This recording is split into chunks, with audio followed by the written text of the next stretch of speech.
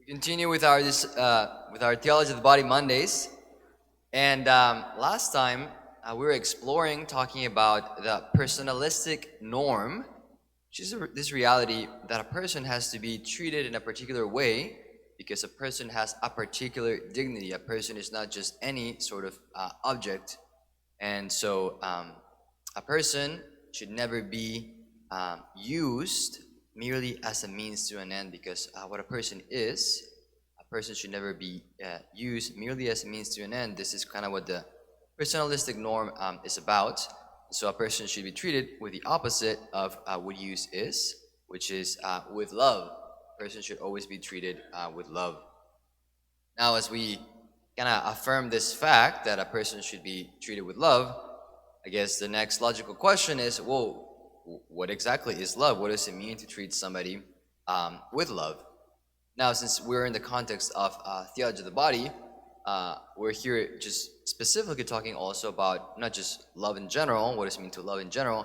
What does love mean, or what does it look like between a man and a woman, kind of as a couple, right? In this kind of more romantic relationship.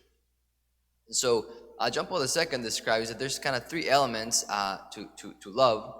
And he says the following three, or three aspects of love. Love as attraction, love as desire, and love as goodwill. So attraction, desire, and goodwill. The first two, love as attraction, love as desire, they're very similar, and I'm not gonna kind of hash out their differences. You can kind of get just by the names, right? You can get an intuition of what this looks like, right? Person may be attracted to somebody else. I am drawn to this person. I am attracted, and John Paul II says that love, this is a component of love. You're drawn to someone else. Same with desire, right? You desire the other. I want the other. I want to belong to the other. I want the other to be mine. And both of these things, John Paul II says they are in some ways already love, at least in some ways. So they're good. Being attracted to someone, desiring somebody, these are good things. However, because we're talking about the interaction between two people, the personalistic norm is important that it's still kind of is upheld. And John Paul II says that if love stays here, just with love as attraction and love as desire, it's actually not going to be enough. Love between a man and a woman could be incomplete and perhaps even evil if it went no further than love as attraction and love as desire.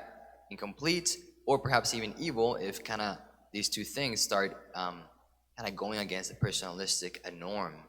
So there must also be the third component of love that, or the third type of love that John Paul II is talking about, which is love as goodwill. Love as goodwill. So what does love as goodwill mean? It means longing for the good of the other with no selfish ulterior motive. I want the other person's good, regardless of me, even if I don't get anything out of it, even if it doesn't feel like pleasant. I want the good for the other. I want the other one to be well. I want the other one to flourish. I want their good for their own sake. And this type of love as goodwill, is much more unconditional than love as desire or love as attraction, because there's this kind of focus on the other. I've been teaching a little bit of theology of the body to the teens, and kind of a simple example that kind of flushes this out, maybe more in like teenage world, but you could probably kind of expand from that into a more adult example. But let's say there's a young boyfriend and girlfriend. They're in high school, and one of the other has a test, an important test tomorrow, and the other one knows that the boyfriend hasn't studied for it, and so but I really want to spend time with them and hang out with them all tonight, but I know they need to study, right? So I'm attracted to them, I really want to spend time with them, but I know what is the good for them. The good is that they should study, because this is important.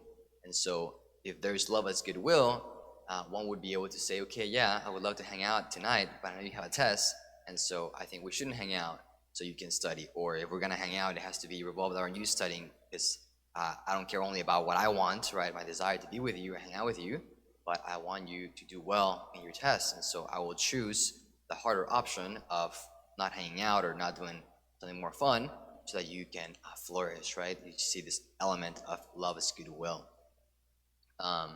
And so John Paul II says that as time goes on between our relationship between a man and a woman, love must grow in this direction.